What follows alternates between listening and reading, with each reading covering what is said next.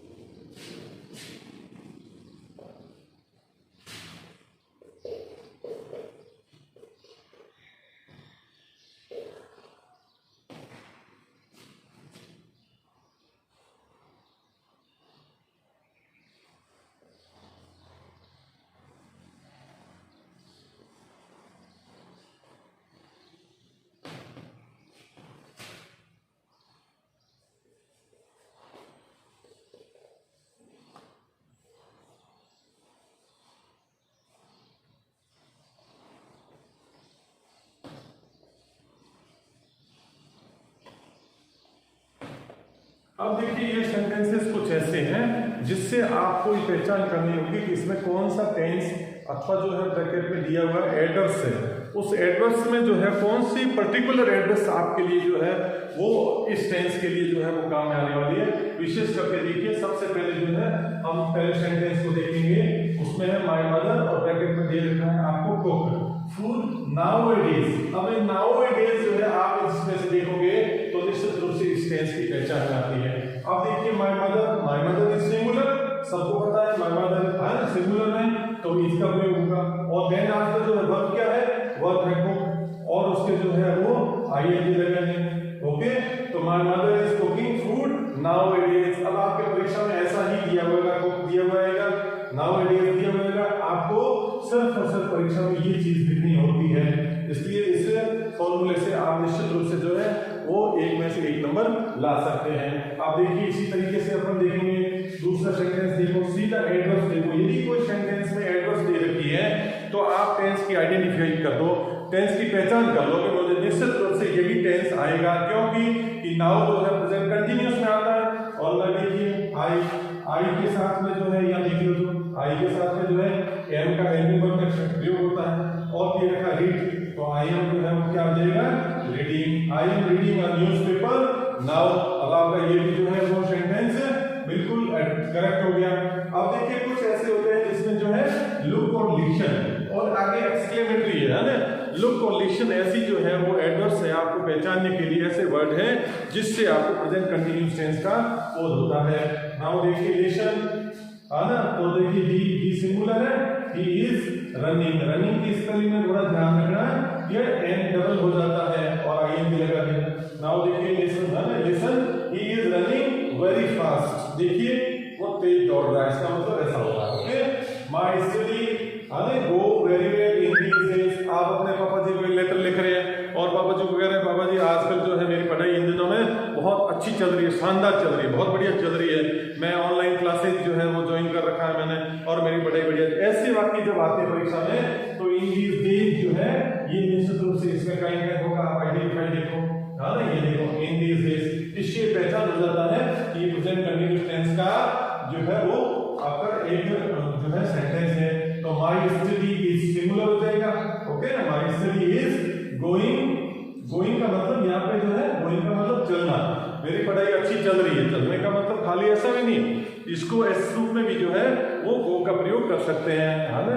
तो इस टाइप से जो है ये अफर्मेटिव सेंटेंसेस आपके परीक्षा के दृष्टिकोण से आपको ऐसे इसी टाइप से आपको जो है बात रहेगी नेगेटिव। तो मैं जो है वो नेक्स्ट इसी का जो है वो नेगेटिव फॉर्म में कुछ ऐसी कुछ जो है वो सेंटेंस आ जाते हैं। तो आपको परीक्षा में कैसे करना होता है, सिंपल सा है, बस आप थोड़ा सा एडवर्स को याद रखो, इसका स्ट्रक्चर याद रखो, इससे जो है आप निश्चित रूप से अच्छी मार्किंग और अच्छे ग्रुप में हो गए। नेक्स्ट देखिए इसका नेगेटिव देख लीजिए। नेगेटिव क्या होता है, subject is are and plus not plus verb की first form plus ING plus object. आप देखिए जो है आपका सेंटेंस दे रखा है ही इज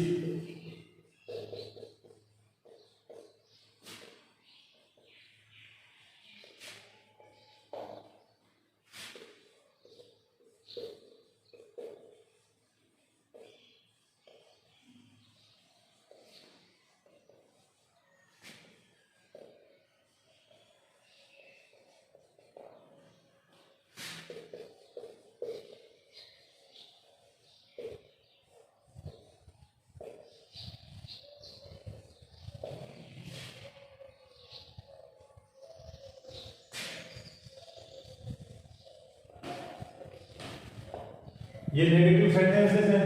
अब आपको करना क्या होता है, देखिए इससे नेगेटिव का कैसे मालूम चला कि नॉट दिया हुआ इसका मतलब नेगेटिव है। अब ये जो है प्रेजेंट कंटीन्यूअस टेंस का है नहीं, इसका आइडेंटिफिकेशन कैसे होगा, इसकी पहचान के लिए नाउ दे रखा है। नेक्स्ट देखिए जो है वो एट प्रेजेंट दे रखा है और एट दिस टाइम दे रखा है। ये जो है एडवर्स इसी टेंस में आती है, इसलिए आप इस टेंस को पहचान कर सकते हैं। अब नॉट का करना क्या होता है, हेल्पिंग वर्ब के बाद में नॉट का प्रयोग होता है। बच्चे यहाँ के कंफ्यूज हो जाते हैं कभी कभी, आपको सब कंफ्यूज होने की कतई आवश्यकता नहीं है। यानी आपको जो है सबसे पहले सब्जेक्ट, उसके बाद में जो हेल्पिंग वर्ब और उसके बाद में जो है नॉट का प्रयोग करके वर्ब की फर्स्ट फॉर्म के साथ आईएनजी का प्रयोग करना है। अब ये students please listen me carefully. Now you will see here that he, so he singular है, he is not playing, okay, और प्लेइंग फुटबॉल नाउ। अब आपकी परीक्षा के दृष्टिकोण से ये क्वेश्चन यहाँ पर सही हो जाता है। नेक्स्ट देखिए आई के साथ में आता है आई am not reading a newspaper. ये जो है इस तरीके से आपका जो है ये क्वेश्चन भी सही हो जाता है। नॉट जो है हेल्पिंग वर्ब के बाद में, my mother is not cooking food at this time. तो मैं मानता हूं कि इसमें भी आपको कोई जो है दिक्कत नहीं आएगी। एक बार वापस देख लीजिए, ही is not playing football now. Now के कारण, क्योंकि नाउ हमारा जो है वो एडवर्ब्स इस पहचान में आती है, इसलिए हमने जो इसको प्रेजेंट कंटिन्यूअस माना हमने जानकारी दे रखी है। इसके नेगेटिव है तो he is not playing, okay, he is not playing football now. Next देखिए, I am not reading a newspaper at this time, at this moment, at present, in this days, nowadays, now, ये सब, और listen, here, look, ये सब जो है चीजें देखिए इसमें और भी कंटिन्यूस मिलेगा है। Look the monkey,